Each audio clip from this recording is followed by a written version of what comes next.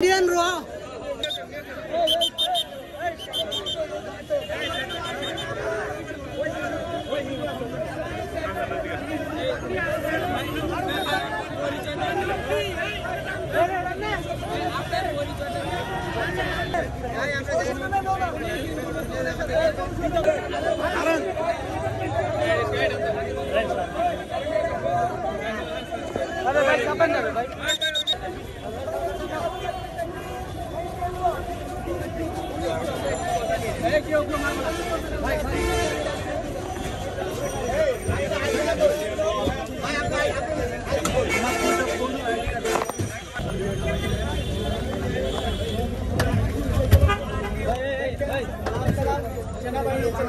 salute ভাই, ঠিক আছে আপনাদের তত